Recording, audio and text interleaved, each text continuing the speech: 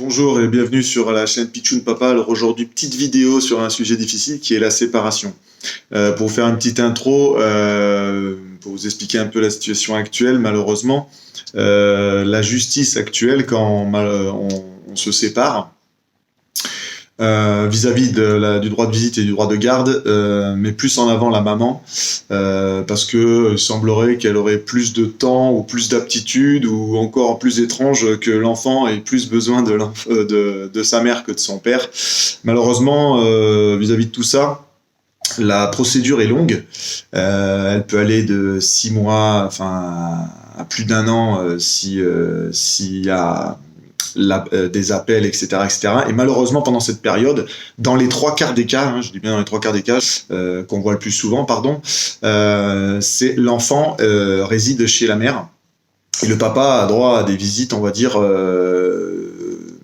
en fonction de l'emploi du temps de la maman ou du désir de la maman. Donc, cette petite vidéo est faite dans le sens où elle peut, enfin, je vous dis, la séparation peut être très mal vécue au niveau des papas. Elle est difficile. C'est une situation déjà difficile parce que on se projette énormément quand on est en couple, surtout quand on a un enfant. On veut construire une famille, on veut le meilleur pour notre enfant, etc. Et malheureusement, des fois, pour le bien-être de chacun ou par incompatibilité, et comme je vous l'ai déjà dit dans certaines vidéos, avoir un enfant teste vraiment votre couple et voit vraiment la force que vous formez à deux, malheureusement peut ne pas marcher et donc arriver à une séparation. Malgré tout, j'ai envie de dire, dans la société actuelle, on voit de plus en plus de papas qui sont disponibles et qui ont envie de s'occuper avec autant de force et d'envie que les mamans. Alors bien évidemment, les papas ne peuvent pas emmener les choses naturelles, c'est-à-dire la grossesse et l'allaitement naturel, même si dans certains cas, l'allaitement peut être fait grâce à des pompes, par exemple, le papa peut aider la maman dans les nuits, surtout au début, pour donner le biberon de lait maternel à l'enfant. Et les mamans, de l'autre côté, sont de plus en plus des working girls, ce qui est logique, parce qu'on les a longtemps cantonnées à de simples reproductrices, qui est très réducteur. Et donc ont une envie d'égalité également pour pouvoir s'épanouir dans la vie professionnelle et pour sortir un petit peu de la vie de maman. Donc cette société qui évolue nous demande aussi de prendre du recul et nous fait aussi évoluer dans la manière d'être parents par rapport à ce qu'on a connu vis-à-vis des générations précédentes, nos parents, nos grands-parents. On a la chance d'avoir justement cette évolution et qui nous permettent et des outils aussi, Internet et plein d'informations qui nous permettent de nous améliorer et de construire quelque chose de sain, de serein vis-à-vis de l'enfant quand on est dans le cas d'une séparation. Donc déjà, la première chose, le fait de dire à l'enfant ouvertement qu'il n'a pas besoin de son papa ou de sa maman, on projette déjà un modèle de société qui pour moi est dépassé. Comme je vous l'ai dit plus tôt, parce que la société actuelle a évolué et à la fois les papas et à la fois les mamans ont changé et donc emmènent une nouvelle manière d'éduquer leurs enfants en faisant l'équilibre, comme je l'ai déjà dit, en faisant l'équilibre qui est difficile à faire entre la vie professionnelle et la vie personnelle. Le fait de la séparation emmène bien évidemment une organisation et des contraintes supplémentaires et donc vous demande de faire de plus en plus d'efforts que les parents qui sont en couple, qui sont encore ensemble.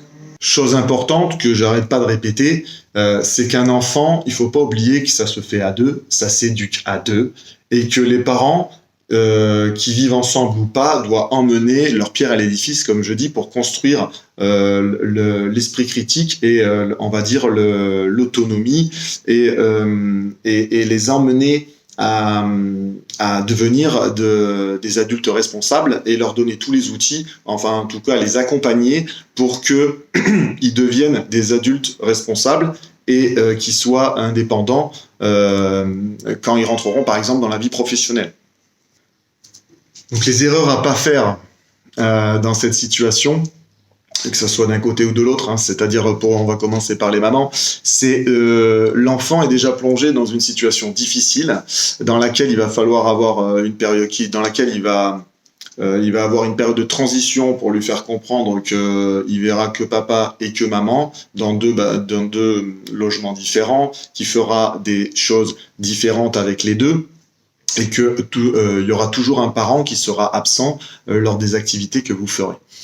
Donc ça emmène déjà le fait qu'il faut entretenir et encore plus renforcer le lien d'attachement dans cette situation, et demande de ne pas dénigrer le parent absent ouvertement, enfin ne pas en parler ouvertement devant l'enfant, mais lui expliquer de manière adulte, hein, parce que l'enfant est intelligent et comprend la situation, le pourquoi, on va dire, de la séparation. Alors je sais que c'est très difficile, qu'on a un mal-être, qu'on a une déception, qu'on peut penser la séparation d'un côté ou de l'autre comme une trahison, et qu'on a chacun un temps de process pour passer, on va dire, pour continuer à vivre derrière une séparation.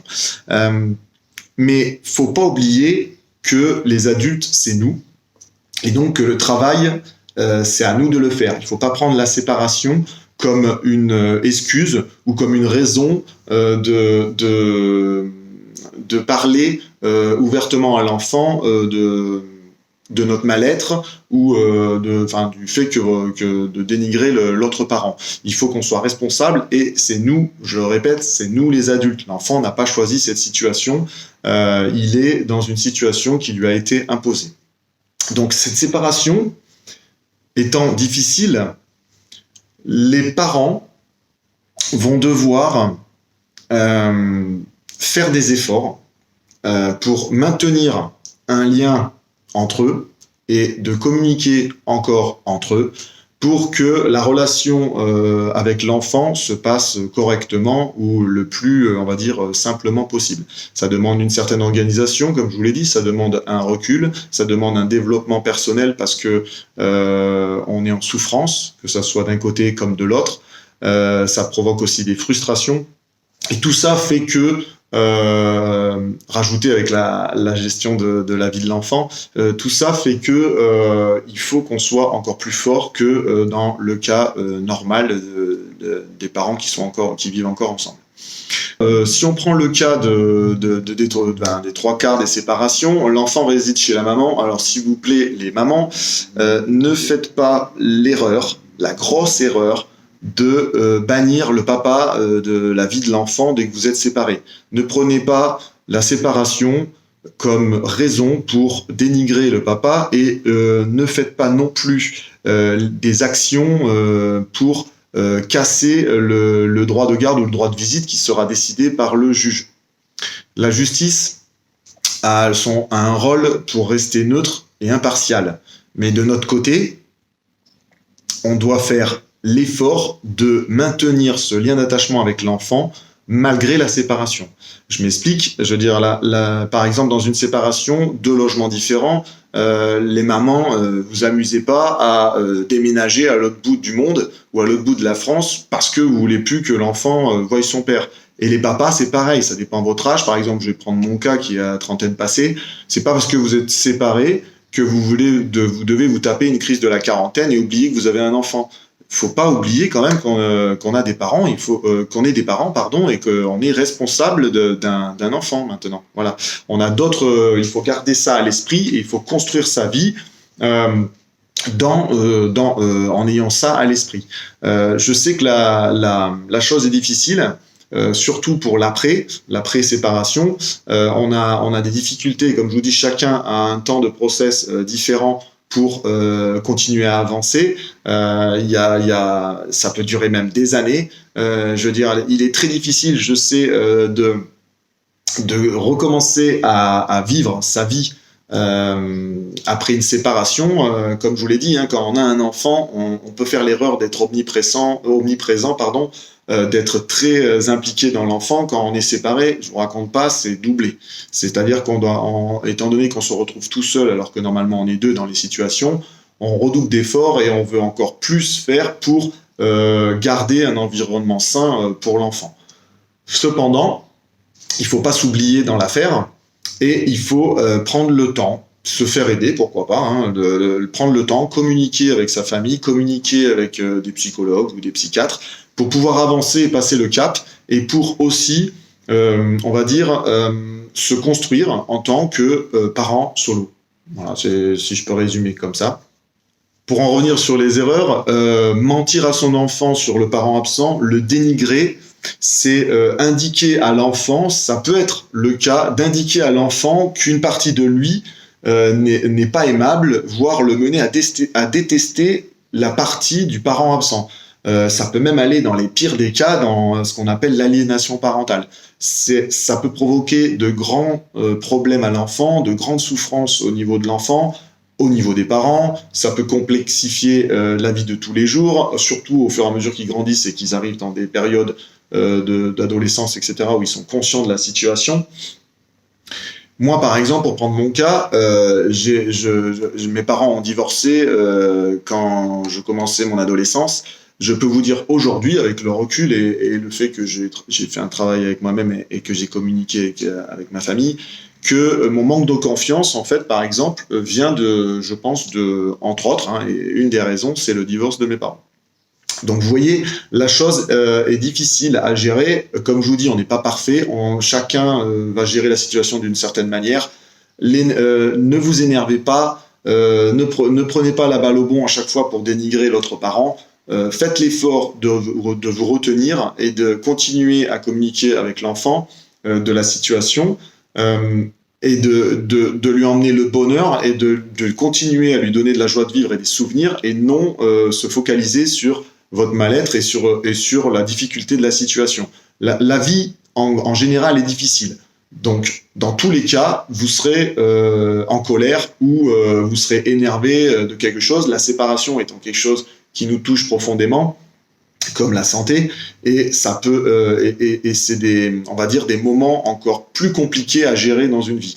Mais comme je vous l'ai dit, il faut redoubler d'efforts, il faut pas lâcher l'affaire, il faut avoir une volonté, sachant qu'en plus avoir un enfant, ça vous donne, pour moi en tout cas, c'est une des raisons qui me donne une force encore plus pour faire le nécessaire pour lui emmener un environnement sain et pour lui donner tout ce que j'ai à lui donner. Donc voilà, faut pas non plus oublier que on a on va dire des actions à faire hein, vis-à-vis de la décision du juge. Quand vous vous séparez, il y a une décision sur la garde ou la visite qui va être donnée.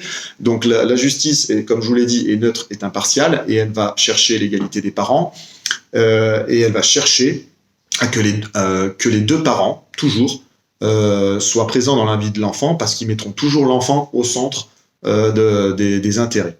Donc ça, c'est une bonne chose. Par contre, nous, de notre côté, comme je vous l'ai dit plus tôt, ne faites pas n'importe quoi et faites les efforts nécessaires, que ce soit matériel ou psychologique, pour ne pas mettre l'enfant dans l'embarras, pour lui emmener une vie normale, ce qu'on peut appeler normale, et pour l'accompagner tout au long de sa vie en étant toujours présent et disponible. Alors, une séparation aussi veut dire qu'on a des droits égaux. On a des droits égaux pour la scolarité, on a des droits égaux pour la santé, on a des droits égaux... En fait, ça s'appelle l'autorité parentale. Malgré qu'on soit séparés, les deux parents sont touchés. On est bien d'accord. Je veux dire, la séparation n'implique pas que la maman fait tout et que le papa subit. Non.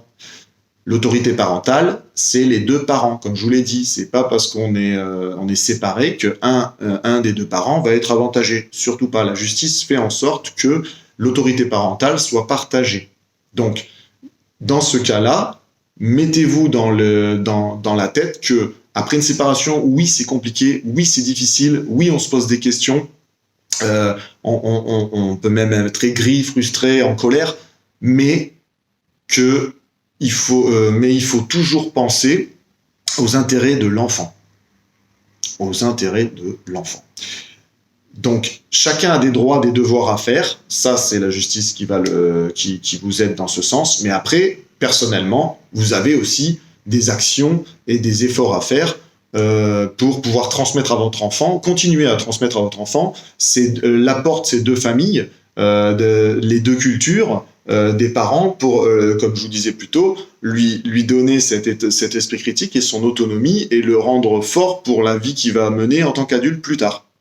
Ça, faut pas l'oublier. C'est le point central de cette vidéo. La séparation, ça veut pas dire le désengagement d'un des deux parents, pardon. Il faut que les deux parents continuent à être présents comme quand ils vivaient ensemble. Faut pas lâcher l'affaire. Voilà. Parce que déjà, pour moi, je trouve ça inadmissible, c'est un truc de lâcheté ou d'égoïsme. Et même si la séparation est difficile, hein, je sais que les séparations peuvent être difficiles parce qu'un des deux est parti, l'autre le vit comme une trahison, comme une déception, parce que, comme je vous dis, il avait des projections de la vie. Les deux souffrent, les deux parents souffrent, quelle que soit la personne qui prend la décision de se séparer, de la séparation. Les deux parents souffrent et se posent des questions et ont des souffrances qui diffèrent, mais personne n'est égoïste dans la situation. C'est-à-dire, si on a pris cette décision, normalement, c'est qu'elle a été mûrement réfléchie et qu'on a pu en discuter avec la personne, ou que tout du moins, la situation a montré à l'autre personne que on pouvait plus continuer à vivre de cette manière. Donc après, la culpabilité est aussi un des facteurs qui peuvent arriver, surtout sur la personne qui décide de se séparer. C'est très lourd. À la fois, on vous dit c'est très difficile, et à la fois, on vous dit c'est super courageux d'avoir pris cette décision. Elle est compliquée, elle est très compliquée à prendre parce que, comme je vous dis, on a un enfant et ça dépend de l'âge de l'enfant. Au plus l'enfant est grand et au plus c'est difficile à prendre. Mais comme je vous dis, dans la vie, il faut quand même faire un équilibre entre le bien-être de l'enfant, mais aussi votre bien-être dans le couple et le bien-être dans la famille que vous voulez construire. À un moment donné, si vous vous rendez malade de la vie ou que vous ne viviez pas de manière naturelle en couple, il ne faut pas forcer la chose. Vous allez vous rendre malade, vous allez vous rendre aigri, vous allez vivre une vie qui sera complètement à côté de vos pompes. Et je le répète, hein, d'avoir un enfant, oui, ça demande des efforts, des responsabilités, mais c'est pas un handicap, c'est pas une contrainte. Je veux dire, il faut pas le considérer comme un handicap, une contrainte ou une raison pour se maintenir dans une vie de couple qui est juste de côté pratique quoi de la chose. Hein. Non, une vie de couple au départ, comme je vous l'ai dit dans certaines vidéos, c'est fait d'amour et un bonheur partagé entre deux parents. C'est ça la vie de couple. Et le bonheur du parent ressurgira sur l'enfant et permettra de le construire à l'avenir. Donc si malheureusement vous n'avez pas pu trouver cette situation ou que la situation se dégrade, la séparation, c'est pas une fin en soi. Il faut continuer à faire des efforts, il faut continuer à accompagner votre enfant, mais il ne faut pas s'oublier dans l'affaire. C'est mon point de vue. Alors après, vous allez me dire que je suis un méga égoïste. Non, parce que comme je vous dis, avec la vie actuelle et la société actuelle, chacun a des intérêts et des buts et des objectifs de vie. Être parent, c'est cool, c'est un des objectifs qui est inhérent à la vie de tout le monde ou pas. Mais la vie professionnelle, la transmission de deux familles, le partage des cultures et la manière d'éduquer son enfant en font aussi partie. Et tout ça, c'est à mettre en place quand on est en couple plutôt, à communiquer correctement, à faire les choses qui vont bien. Même pour les gens qui ont des difficultés à communiquer, il faut forcer la chose. Et c'est là où l'autre parent doit titiller son conjoint ou sa conjointe pour en discuter quand quelque chose ne va pas, pour éviter d'arriver jusqu'à la séparation. Alors, ça c'est mon avis, c'est pas un conseil, c'est pas un avis, hein, c'est juste mon analyse de la situation. Donc petite vidéo malheureusement sur un sujet que de plus en plus d'enfants subissent, hein, parce que j'appelle ça subir, mais non plus on va dire n'est pas la faute n'est pas leur faute, mais qui arrive de plus en plus dans la vie de tous les jours parce que, comme je vous dis, chacun a des objectifs et il est très difficile d'allier vie de famille, vie personnelle et vie professionnelle. C'est un équilibre assez instable et c'est un travail de tous les jours, de toute une vie. Donc je peux comprendre qu'il y a des moments, il y a des hauts et des bas, ce qui est logique, hein, comme de partout, hein, dans tous les domaines, même en étant parent, il y a des hauts et des bas. Mais cette situation peut arriver, oui, malheureusement la séparation peut arriver. Donc en conclusion, Aimer son enfant, c'est aussi accepter qu'il puisse continuer à voir l'autre parent, à aimer l'autre parent et à se construire auprès de l'autre parent. Surtout pas utiliser la séparation pour dénigrer l'autre parent ouvertement, pour le rendre absent ou pour faire les choses pour que l'enfant ne connaisse pas un de ses parents. C'est la chose à ne surtout pas faire. Il ne faut pas être égoïste dans cette affaire. Il ne faut pas ignorer les souffrances de l'enfant, il ne faut pas ignorer ses souffrances non plus. Ça demande du temps, comme je vous l'ai dit, ça demande des efforts, mais l'objectif, c'est de continuer à accompagner son enfant pour qu'il se développe et qu'il arrive à devenir indépendant et autonome. L'objectif que tout le monde cherche.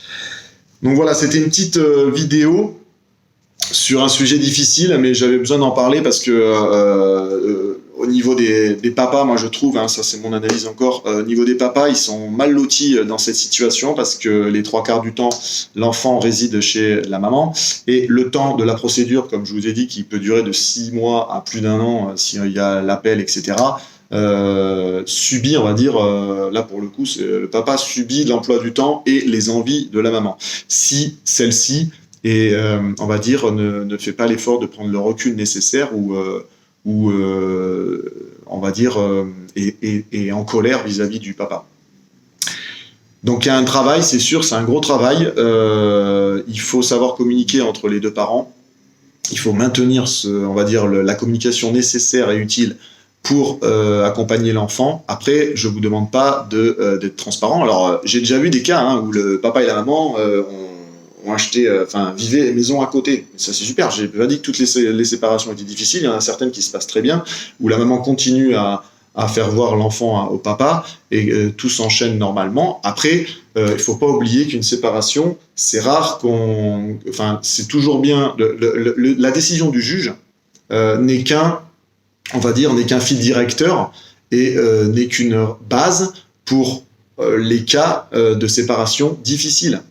Mais ce fil directeur, il en a besoin parce qu'on ne sait pas ce que demain est fait. Je veux dire, par exemple, on retrouve une copine, la situation peut changer, peut se dégrader, et là, on sera quand même bien content d'avoir la décision du juge pour nous dire que on verra notre enfant comme un week-end sur 2, la moitié des vacances scolaires, etc., etc. Je veux dire, on sait pas, on peut pas. Moi, pour ma part, on peut pas se fier sur une confiance aveugle suite à une séparation.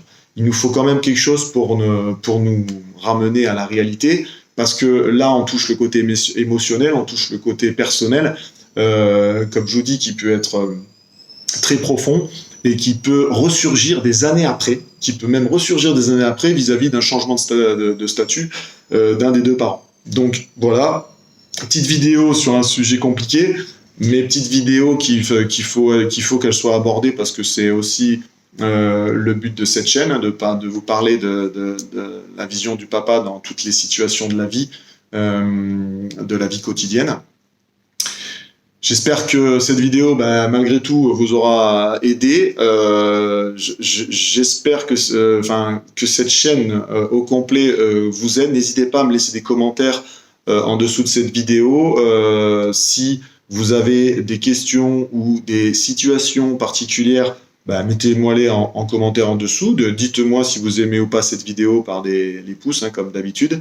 Et n'hésitez pas à aller voir mes comptes Facebook et Pinterest pour la continuité de tous les sujets que j'aborde dans ces vidéos. Je vous remercie d'avoir vu cette vidéo et je vous dis à la prochaine avec un sujet un peu plus léger ou en tout cas moins difficile. Allez, ciao et encore merci de me suivre. Ciao, ciao.